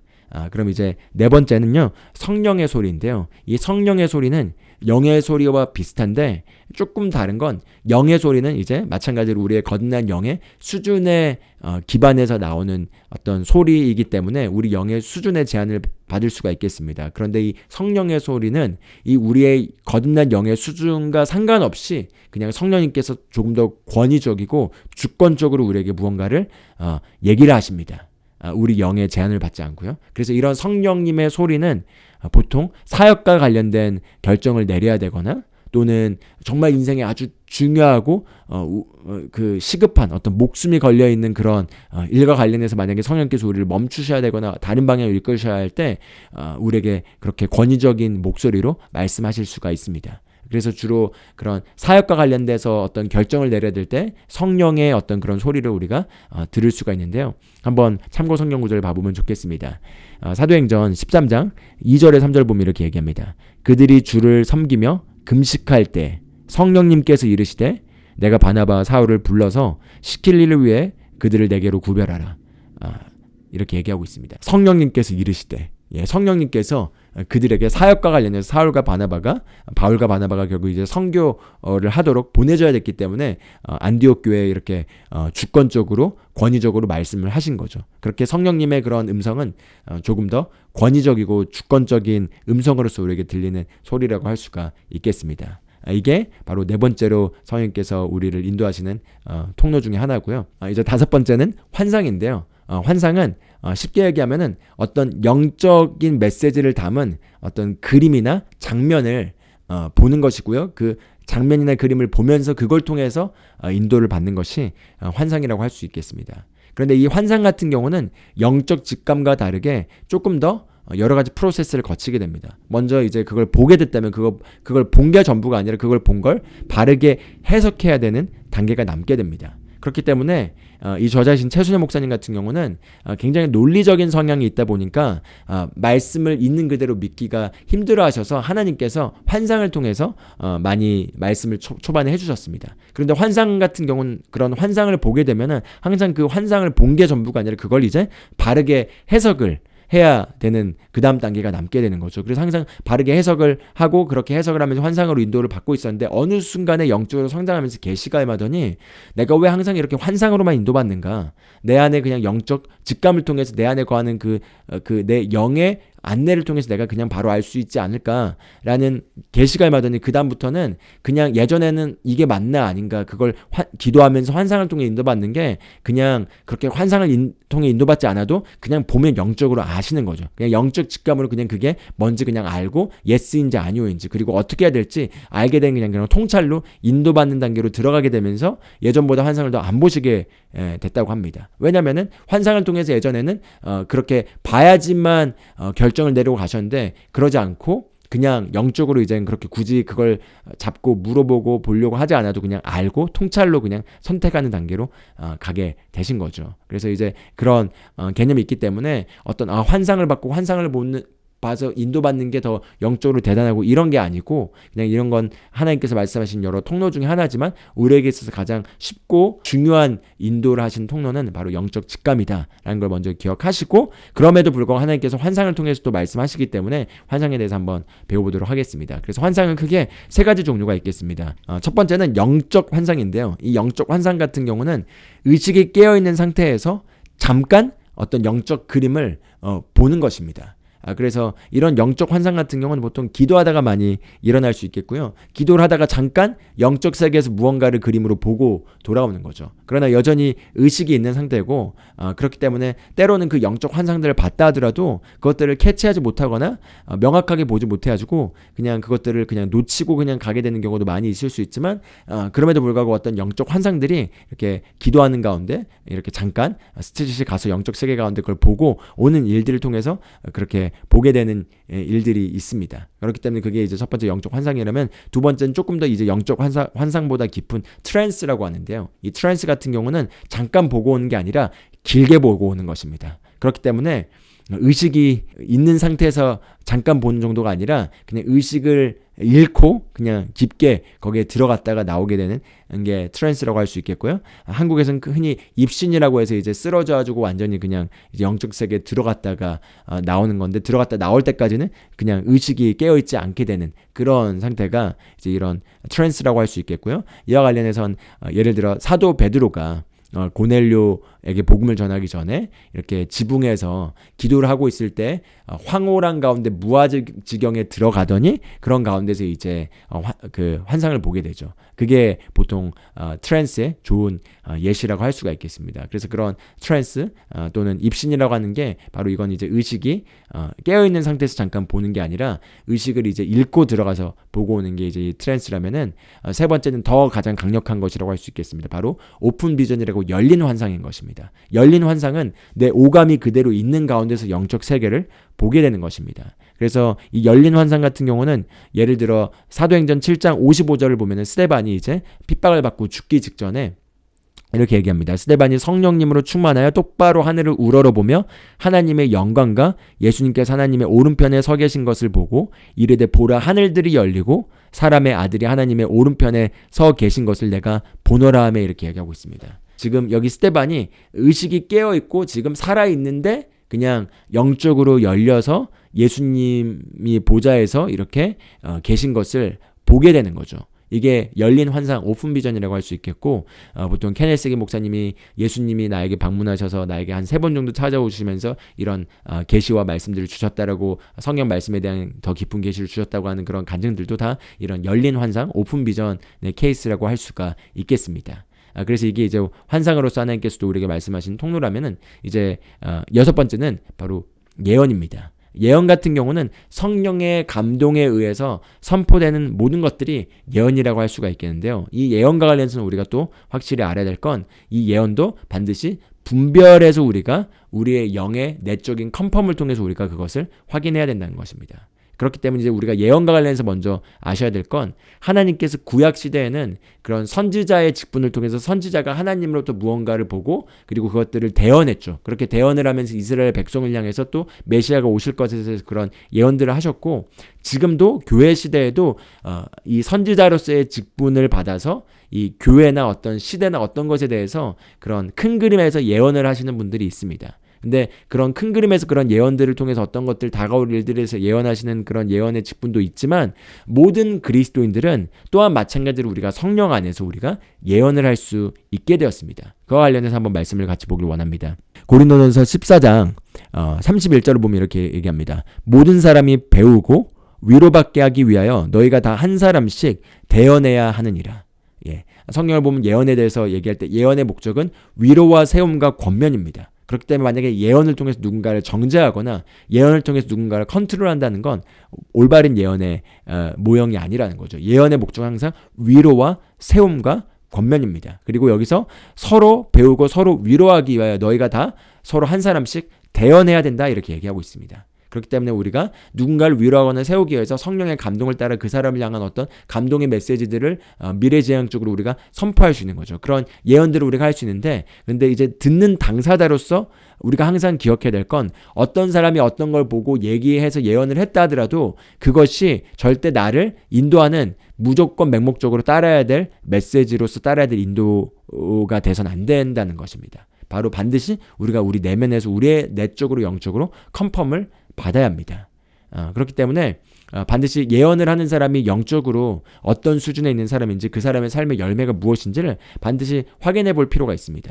어떤 사람이 기도를 많이 해서 많이 보고 많이 환상을 보고 뭐 이렇게 영적 세계를 많이 간다 하더라도 그 사람의 삶의 열매가 무엇인지를 한번 살펴보시면 좋을 것 같습니다. 어떤 계시를 가지고 있고 그 계시에 따라서 어떤 삶의 의의 열매들이 나타나서 실제로 그런 삶을 살고 있는지를 반드시 분간해서 우리가 확인을 해봐야 될 겁니다. 왜냐하면은 영적으로 기도를 하면서 뭘 보고 할 때 그 본다는 게 정말 한 끗 차이로 하나님의 일들만 보는 게 아니라 사탄의 일들도 보게 되기도 하고 그냥 영적 세계에서 여러 가지 것들이 그냥 사실 보일 수가 있습니다. 그런데 그런 것들을 그냥 보면서 미혹당하거나 잘못 얘기하는 게 너무나 쉽습니다. 그렇기 때문에 항상 이런 감각적 영역에서 무언가를 보고 얘기하는 것에 있어서는 이건 한 끗 차이이기 때문에 그것들을 절대 보고 그걸 추구하면서 그걸 들으려고 해서도 안 되고요. 항상 우리가 추구해야 될 건 기본적으로 말씀이고 그 말씀의 방향성 안에서 우리의 영적 직감이고 그리고 이 영적 직감을 통해서 성령님의 인도를 따라가는 가운데서 이제 이런 것들을 참고할 수 있지만 만약에 어떤 분이 예언을 한다 하더라도 항상 내 영 안에서 이미 내가 인도받고 내가 이미 알고 있는데 거기에 대해서 뭔가 좀 믿음이 필요하고 용기가 필요하고 위로가 필요했을 때 어떤 분이 그걸 또 얘기한다면 그게 이제 컨퍼메이션으로서 그게 이제 확신으로서 내가 그걸 받을 수가 있겠죠. 그럴 때는 그런 예언들은 취하시면 되지만 그게 아니라면 많은 경우 본인이 그걸 본 것을 해석해서 얘기를 하게 됩니다. 그래서 해석해서 얘기를 하면서 본인의 생각의 혼에 그 가지고 있는 계시한 제한된 수준 가운데서 어떤 색깔들이 끼게 돼서 그것들을 전혀 다르게 해석해서 얘기할 수도 있고요. 잘못 얘기할 수도 있습니다. 그렇기 때문에 항상 우리가 그걸 듣고 분별해야 된다는 거죠.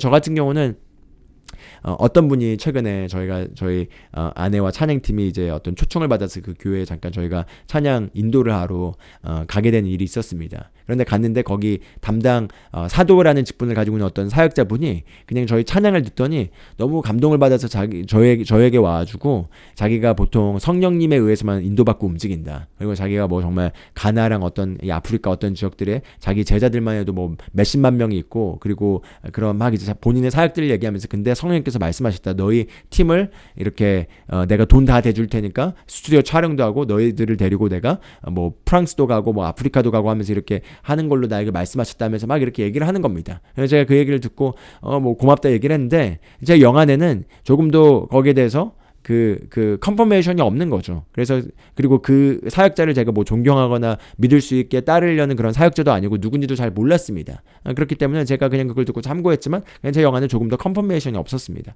마찬가지로 제 아내도 동일했습니다. 그래서 저희가 그 다음에 또 와서 뭐 해달라고 인도해달라고 초청해달라고 뭐 이렇게 했는데 저희가 그냥 그때 저희가 가서 느낀 건 이런데 우리가 더 초청받아서 가는 건 우리의 부르심이 아니구나라는 걸 저희가 강하게 느껴서 그냥 정중하게 거절을 했습니다. 예를 들어 이게 하나의 예시지만 예, 저희 안에서부터 그걸 컨펌하는 게 너무나 중요하다는 거죠. 그렇기 때문에 누가 저에게 어떤 예언을 해준다 하더라도 전 첫 번째로 그 사람이 영적으로 어떤 위치에 있는 사람인가. 만약에 그게 제가 존경하는 최순회 목사님이라든지 또는 이런 메시지 안에서 여러 가지 열매로서 검증되고 성품적으로나 여러 가지에서 열매가 있고 검증된 분이 어떤 얘기를 해준다면 제가 그것들을 참고하면서 그것들을 더 귀담아 들으면서 제 영에서부터 그것들을 컨펌하고 세우는데 사용할 수 있겠습니다. 그런데 그게 아니라면은 저는 보통 다른 분이 어떤 기도하면서 받고 어떤 걸 얘기한다고 하면서 얘기를 해준다 하더라도 그렇게 제가 그걸 중요하게 참고하진 않습니다. 왜냐면은 바로 결국 그것은 누가 주는가 그리고 그게 어떤 열매를 맺고 있는 분이 그걸 얘기하는 건가 뿐만 아니라 내가 결국 내 안에서 내 안에 이미 성령님이 거하시면서 나의 미래를 위해서 얘기하시는데 왜 다른 사람을 통해서만 얘기를 하시냐는 거죠.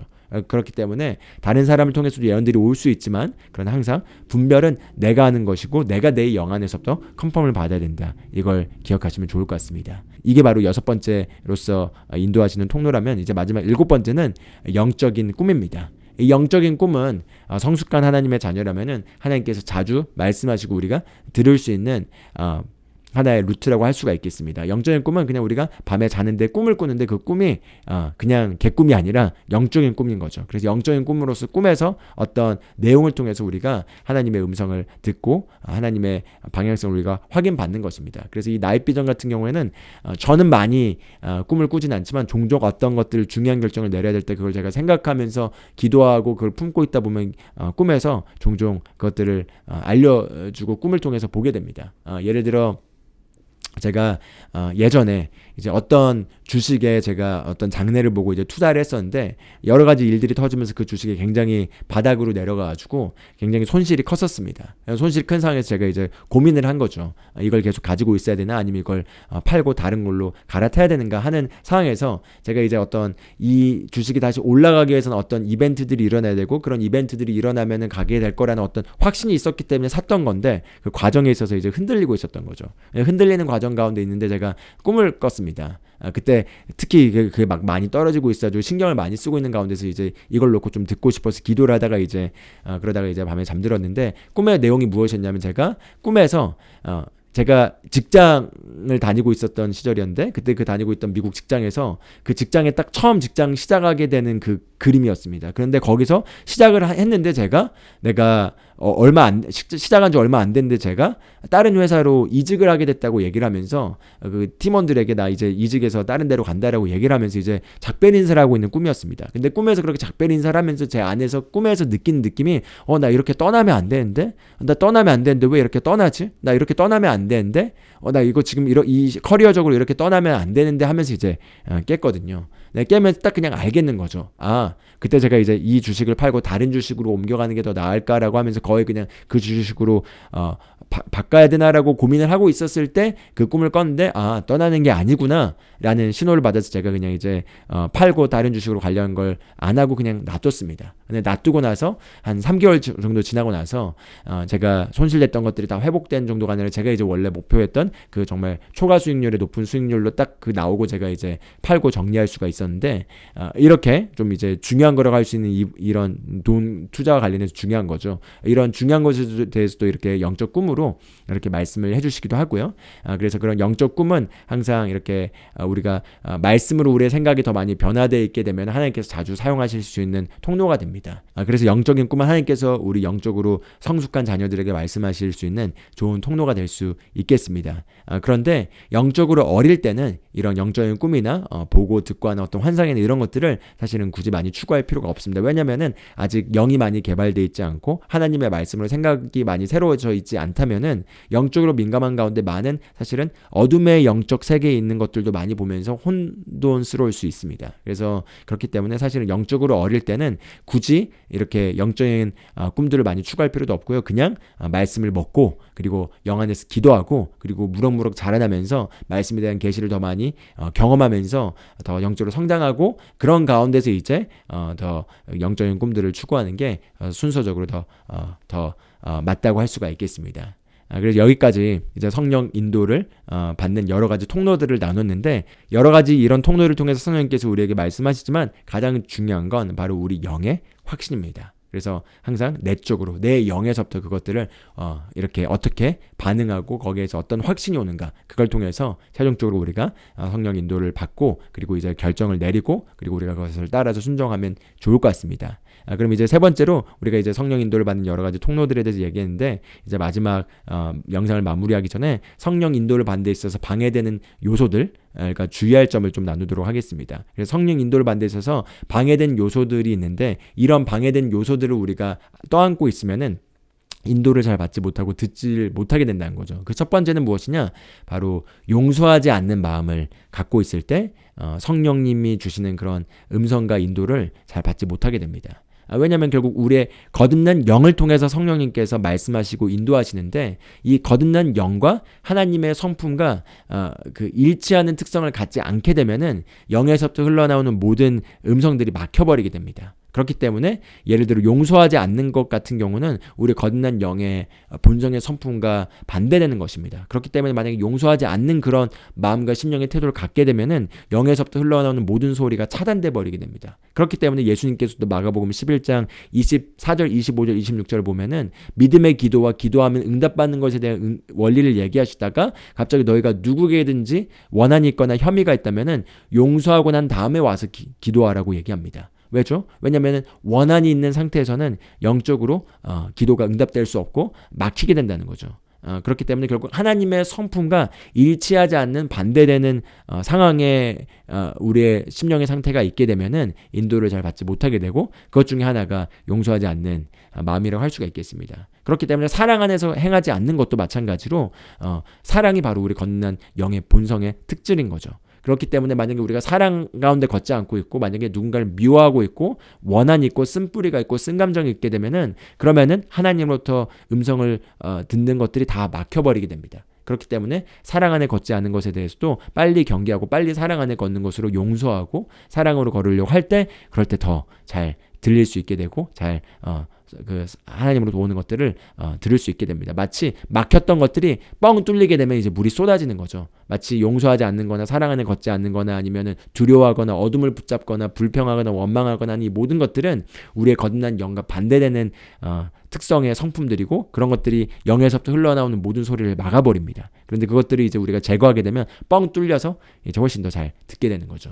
마찬가지로 회개하지 않는 죄로 말미암는 그 정죄받는 그 생각 또한 막아버립니다. 그렇기 때문에 만약에 어떤 죄에 대한 정죄감으로 괴로워하고 있고 그런 생각들이 있게 되면은 하나님부터 음성을 들리는 게 다 막혀버리게 되는데 그럴 땐 빨리 회개하시고 그리고 의의 능력을 사용하시고 의의 본성을 강화시켜서 죄를 이길 뿐만 아니라 또 죄를 지었으면 빨리 용서를 구하고 용서를 받아들이고 그리고 정죄를 거절하고 의의 능력을 사용해서 의의 능력 가운데 서서 계신다면은 훨씬 더 주님의 음성을 잘 들으실 수가 있을 것입니다. 그리고 네 번째는 하나님의 성품을 잘 알지 못하는 것입니다. 만약에 하나님의 성품을 잘 알지 못해서 뭔가 하나님이 내가 하기 싫어하고 나에게 안 좋은 걸 만약에 인도하실 것 같고 막 이런 하나님의 성품에 대한 무지와 오해로 인해서 하나님이 뭔가 내가 싫어하는 걸 하게 할 것 같고 하는 어떤 그런 두려움이 있다면 또 인도받지를 못하겠죠. 그런데 만약에 자녀가 부모를 너무나 잘 알고 부모의 사랑과 성품을 너무나 잘 안다면은 그냥 스스럼 없이 거리낌 없이 부모의 뜻을 알고 부모의 그 마음과 의도를 알고 잘 이해하고 따라갈 것입니다. 그래서 그런 개념에서 보시면 좋을 것 같고요. 또 다섯 번째로는 고정관념이라고 할 수가 있겠습니다. 고정관념이라면 내가 어떤 계획과 그림과 목적을 너무나 강하게 붙잡고 있고 그 방식 안에서만 내가 사고를 하고 있고 다른 방식에 대해서 사고를 열어놓지 않는다면은 그럼 성령님께서 다른 걸 얘기하려고 하더라도 나의 고정관념 때문에 말씀을 하지 못하시고 말씀을 못하신 게 아니라 말씀을 하셔도 우리가 듣지 못하는 거겠죠. 그렇기 때문에 우리가 항상 고정관념을 내려놓고 무엇이든 성령님의 길이 더 나은 것이란 걸 우리가 인정하면서 내어드리려는 태도 그분을 인정하고 우리가 스스로 지혜 있는 척하지 않는 태도를 가질 때 우리가 더 잘 들을 수가 있겠습니다. 그렇기 때문에 성령 인도를 받는 데 있어서 방해되는 다섯 가지에 대해서 나눴습니다. 용서하지 않는 것, 사랑 안에 걷지 않는 것, 회개하지 않는 그런 정죄감, 그리고 하나님의 성품에 대한 무지, 그리고 내가 고정관념으로 이렇게 닫혀버리는 것, 이것들을 잘 주의해서 잘 그것들을 조절하면은 우리가 훨씬 더 잘 듣는 위치로 들어가서 항상 말씀하시는 그분의 음성을 따라서 우리가 잘 걸을 수 있겠습니다. 그럼 마지막으로 주의할 점은 우리가 성령 인도를 받는 데 있어서 어떤 데드라인을 우리가 정하고 이때 아니면은 안 됩니다. 이때 안에 인도해 주십시오. 이렇게 우리가 임의로 데드라인을 우리가 정해선 안 되는 것입니다. 그리고 또 인도를 받는 것에 있어서 어떤 특정한 방식으로 인도해 달라고 우리가 기도를 해서도 안 되겠습니다. 왜냐하면 성령님께서 우리를 인도해 주시는 거지 우리가 이렇게 인도해 주세요라고 하는 거는 인도받는 올바른 태도가 아니겠죠. 예를 들어 하나님께서 우리를 인도해 주실 때 여러 가지 다른 루트를 통해서 말씀하실 수 있는데 환상을 통해서만 내가 인도를 받기 원합니다. 환상으로 말씀해 주세요라고 이렇게 그것만 고집해서도 안 되겠고 이걸 놓고 이렇게 인도 받으려고 하는데 이렇게 인도해 주세요라고 하는 것도 맞는 태도가 아니겠죠. 그렇기 때문에 우리가 임의로 기한을 정해서도 안 되고 이때까지 안 해주면 안 됩니다. 이때 안에 인도해 주십시오 라는 그런 태도요. 또는 이 방식으로만 인도를 해주셔야 됩니다라는 그런 특정한 방식으로 인도를 해달라는 것도 우리가 맞지 않는 주의해야 될 우리가 조정해야 될 태도라고 할 수가 있겠습니다. 그리고 세 번째로는 이게 만약에 중요한 일이라면은 절대 급하게 인도받지 마시고 중요한 일일수록 오히려 더 천천히 인도를 받으시는 겁니다. 더 물어보고 그리고 더 주님이 먼저 가시고 내가 뒤에서 주님이 가는 걸 한 발짝 뒤따라간다라는 그런 개념을 가지면서 더 천천히 더 온전히 인도받으시려고 이렇게 주의를 하시면은 중요한 일일수록 더 성급한 결정을 내려서 인도를 잘못 받고 내가 그냥 내 계획대로 가는 것이 아니라 온전한 주님의 인도를 더 잘 따르게 될 것입니다. 그래서 여기까지 오늘 좀 길게 성령 인도 내용을 나눴는데 우리가 성령 인도를 받는 삶을 살게 되면 그때부터 정말 초자연적이고 놀랍고 승리하고 성공하는 그리스도인의 삶의 것들을 누릴 수가 있습니다. 그렇기 때문에 우리가 영적으로 성장하는 것과 그리고 우리의 현재 영적 수준에서 우리가 누릴 수 있는 최고의 길을 따라 걷는 것이 성령 인도를 받는 삶이기 때문에 성령 인도 받는 것을 주저하지 마시고 계속해서 연습하시고요. 피아노도 어떤 한 번에 잘 칠 수가 없죠. 틀리면서 배우는 것입니다. 마찬가지로 성령 인도를 받는 것에 있어서 틀릴 수가 있지만 틀리면서도 계속해서 연습하시면서 자꾸 연습하고 그걸 개발해 나간다면은 어느 순간에는 그분으로 또 인도를 우리가 잘 받게 되고 그래서 그렇게 인도를 잘 받게 되면서 삶의 모든 것에 대해서 우리가 내어드리고 그분께 여쭤보고 그리고 그분께서 얘기해 주신 걸 우리가 선택하고 동행하는 삶을 사는 것을 계속해서 우리가 훈련해 나간다면은 절대 주님께서 우리에게 중요한 것을 말씀하시지 않는 경우가 없을 거고요. 또한 마찬가지로 우리에게 중요한 것을 주님께서 절대 말씀하시지 않고 우리를 그냥 가게 하지 않으실 것입니다. 그렇기 때문에 계속해서 성령님과의 친밀한 교제를 추구해 나가시면서 그분을 의지하시고 그리고 그분께서 인도해 주신 것들을 우리가 따르려는 그런 마음을 가지고 계속해서 친밀한 동행 가운데 그분께 여쭈어보고 인도받아 나가는 삶을 산다면은 정말 아름답고 승리하는 삶을 우리가 살아가게 될 걸 믿습니다. 여기까지 오늘 같이 말씀 마무리하고 다음 시간에 뵙도록 하겠습니다. 감사합니다.